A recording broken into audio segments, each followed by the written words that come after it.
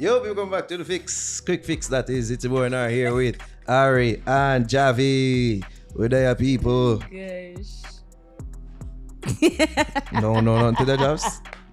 No, I'm chill. As much as I say I'm sick of it, I do look forward to whatever fuckery come with like on a week-to-week basis.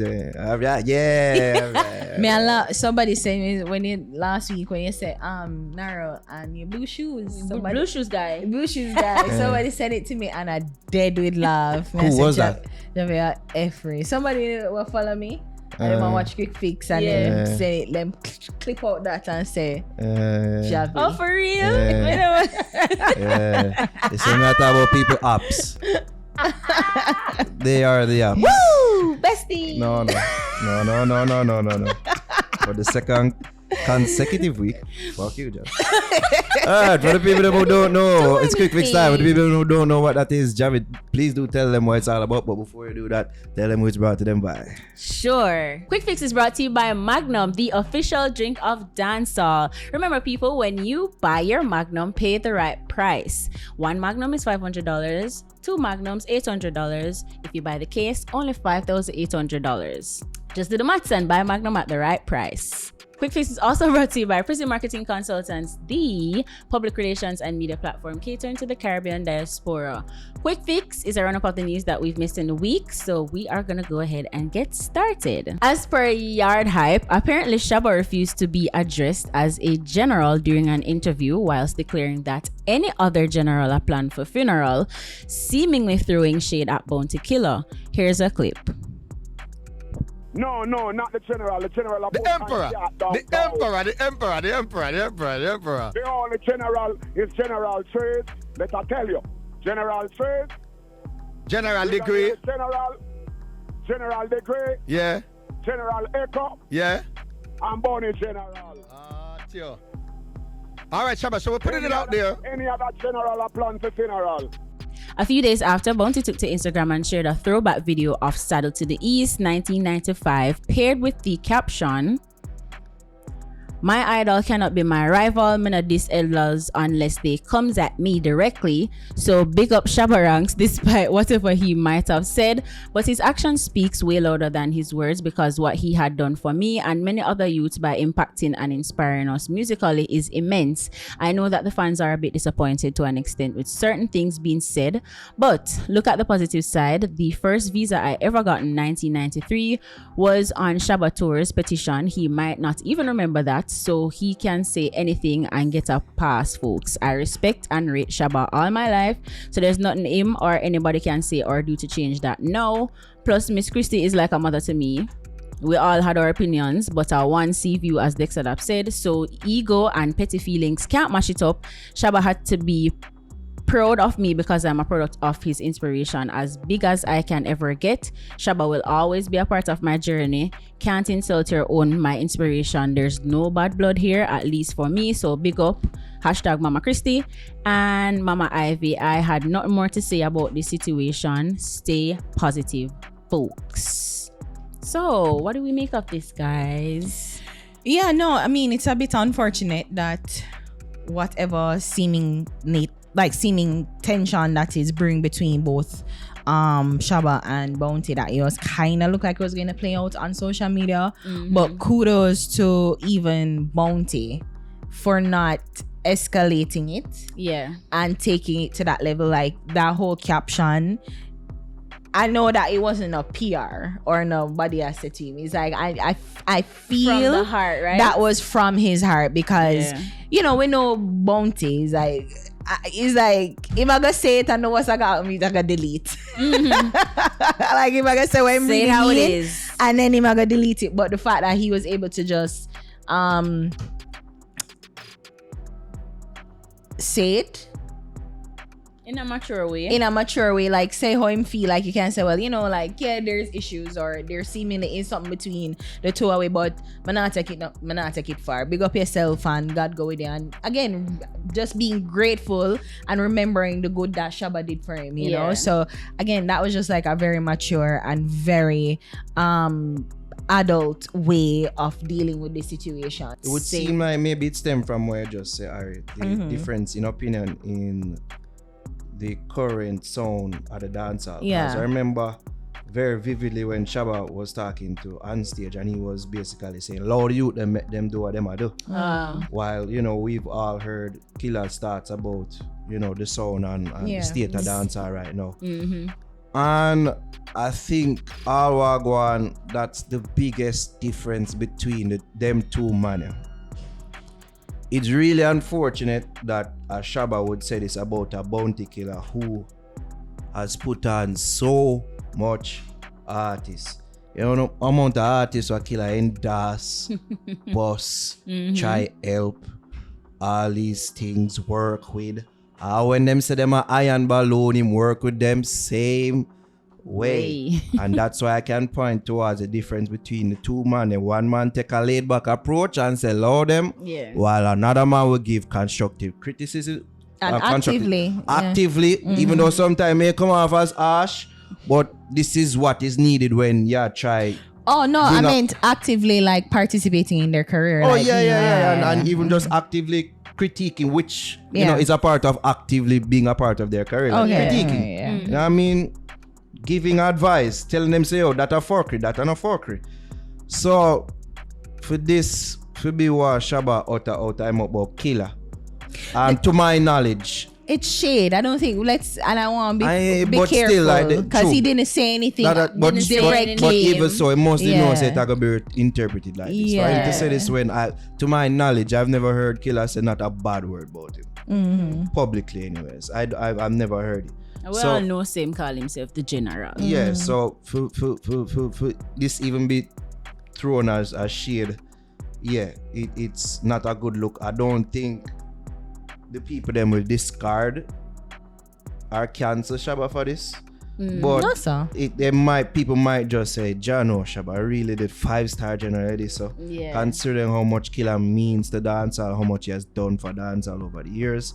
Not saying that Shabba hasn't, because even as Killer acknowledged, say, oh, Shabba is an inspiration to him. Alrighty, moving on. As the legal saga surrounding dancehall icon Vybz Kartel, Sean Storm, and their co-accused continues, the Court of Appeal gears up to examine the possibility of a retrial.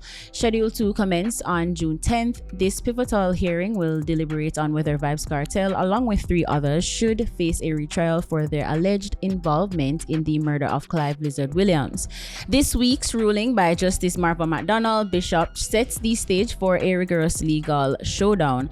The appellants have been directed to submit their skeleton arguments with supporting legal precedents by May 6th, while the respondents must follow suit by May 31st. With the hearing expected to span 5 days, anticipation looms over the outcome that could reshape the trajectory of this high-profile case. The backdrop to this legal battle stems from the March 14 decision by Jamaica's highest appellate authority, the Privy Council, which overturned the murder convictions of Adidja, Vybz Kartel Palmer, Sean Storm, Campbell, Kahir Jones, and Andre St. John. Nara, what are your thoughts on this?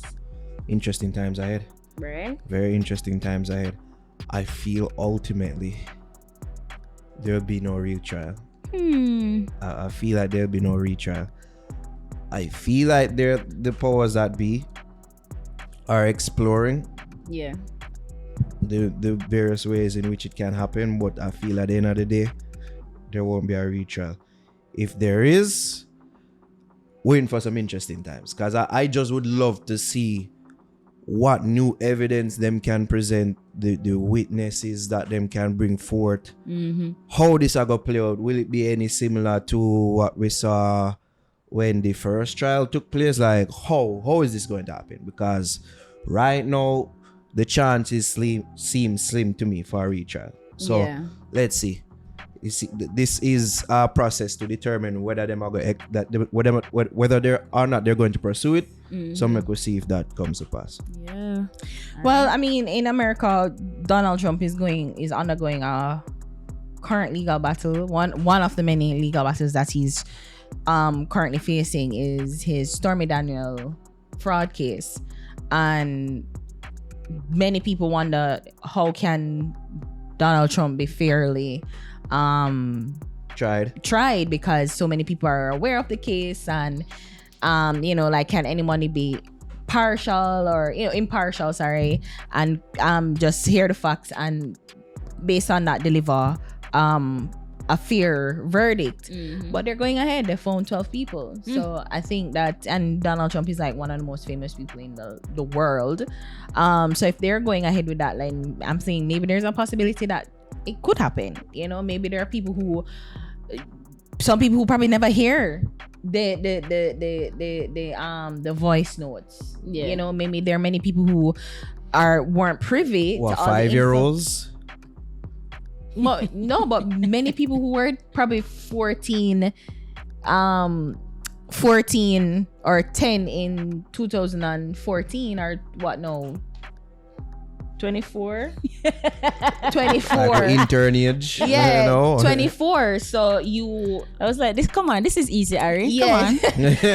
24 or whatever, but our adults know who can, and again, there were children then, didn't hear any or wasn't privy to any of the facts of the case, so it could happen. So I don't know, it's just like whether I don't think I'm thinking now is like, maybe it's not a question for if it can, is like, does the state want to take on this financial expense, because it was it's going to be another high profile case. There's going to be a whole lot of money, taxpayers will fee, right, oh on this trial. So that's the question. I don't think it's, can he get a fair trial? It's like, does it even make sense to retry the case? So I think that's where they're at. So Mike, you hear the voice now? let's see. All right. See? So Mike is up for jury duty. See, so I mean, there are many crazy. people who really weren't privy to that. So it's just a matter if you have a point there. Does that, if it makes sense to retry him? That really is it. Yeah. I go see. I guess we have to wait and see. Yep. Oh my gosh. Alrighty, moving on. Effective April 1st, 2024, the United States Citizenship and Immigration Services, USCIS, has implemented a staggering 250% increase in visa fees for global musicians eyeing US tours. This decision has sent ripples through the music community, raising concerns among artists, advocacy groups, and immigration lawyers about its potential to stifle emerging talent worldwide and cripple local music economies in the US.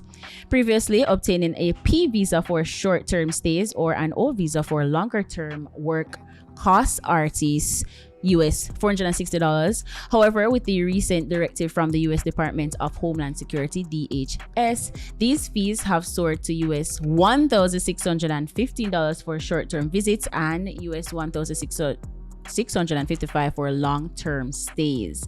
The backlash against the fee increase has been swift and resounding. Foreign musicians have mobilized, signing petitions and urging the US government to reconsider its decision. That's crazy. No, that's a major increase. Like when I said, I realized that for reporting purposes, people up to like 250% and 300%, 500%, 1000% increase, and it's just like, you mean you double it? Like, okay, it's like triple, like. You check the figure and you're like, damn. but for real, this is a significant jump, very significant. I think it was like last year they increased the visa fees from there was a shift. There was a shift. I had it in my brain, but I don't remember now because we spoke to Adam about it. Adam Gross. Yeah. And there was something that affected the music industry where they were raising the cost of everything. But it's like inflation. Everything is affected. They're saying that, well, you guys can afford it. You're artists, so pay up. So I don't know. But it's a very significant increase though, and it's probably going to have rippling effect. Promoters have to. It's gonna have to be considered now, and then it's gonna raise the price for the tickets. So everything, there's a real rippling effect that's gonna happen. So I don't know if but can most of our artists, can they access it anyway? Not on a visa. So I guess they'll be traveling a lot less. Yeah, with this increase. I think this will not a ripple effect, a seismic effect. Go on. What? A seismic Oh, okay. effect. on the artist them. I would say this to the artist them though. When you see this news now, I know so now having conspiracy theories and the fight against are just use this as an opportunity to make sure say you want to strengthen up on a local base. I'm talking to the local artists you know. Strengthen the local base, strengthen the audience outside of the US as well. As much as we know that the US is a very big and strong market, try to build your audience outside of that. Strengthen up your base locally. Yeah. And try build your base outside of and around the United States. Yeah. Because you see them news and now, you see what this is. Just try to, you know, adjust as much as possible. Be adaptable as much as possible. So that's my advice to the artists them out there. As to the reason why them do this, I couldn't tell you. Is a very, very big increase for real. Yeah. Yeah, just hope say the petition them actually work so that the artists them not have to pay so much for visa fee. Cause this seem like a big increase for real. That's a lot. I've yet to really hear the justification for it. Yeah. Trump do it there? Who did it? Who do that? Trump do it? Biden, you know. Biden? Oh, jeez. Sleepy Not Joe? Joe. Not Sleepy Joe. Wake up. God. Yo, all jokes aside, I want to take this time out for send an important message to the youth them out there that may watch this platform that involve in that war message that I go viral on social media now between Calabar, Mona, and seemingly involve various other schools out there. Easier for them thing, please. You know, look good for see our school youths them involved in these violence and these fights. Yeah. And I just hope that because it reached to a level where apparently Mona have a lockdown school for 2 days. Yeah. Oh wow. That's the news I've heard. So the youth them out there just stop the fighting, whatever. Oh yeah, you live near whatever Mona, no? is So may I say, whatever the that's cause of why. this, the most can be a way to resolve it. And we've long advocated for conflict resolution to be taught in schools. And Yeah. if this isn't a sign, I don't know what is. So to the teacher them out there, the principals, just do the best you can for try talk to the youth them. Get them to a place where them now fight, them now use violence to resolve them issues. Youth them out there, easier for the fighting, easier for them foolishness. They're not needed. Communicate. Yeah, man. Oh my god. No look good for say at all. On Nation when they say it was over a girl, I'm like, Yeah, that's what I mean. About Queen's girl. That's Yeah. that's You them out there if it's Oh over my a girl. Yeah. God. Leg off of that. I know, but that's it. Me say I want all champs video this cause usually a champs time. Yeah, usually around Champ Style war and them thing they go on. But champs was It's April. pretty peaceful. Yeah, the majority of the fight them back in our time was February. That's when them broke. Oh yeah. Yeah. We used to have flag war them. Then a couple little skirmishes and thing around Champ Style. Not for justify it or anything, but yeah, just Yeah. reiterate. Yeah, easier for the violence and let the focus be on what you're supposed to do at school for, which is on education. Yeah, man. You can't just put that word out. Exactly so. All right, and that does it for Quik Fix. Thank you got so that. much for watching. I'm Remember an to subscribe. influencer. I'm influencer. Like, share, and leave a comment down below. You go, Naro. Thank you, Giles. tell the You're all youths. out the upside way.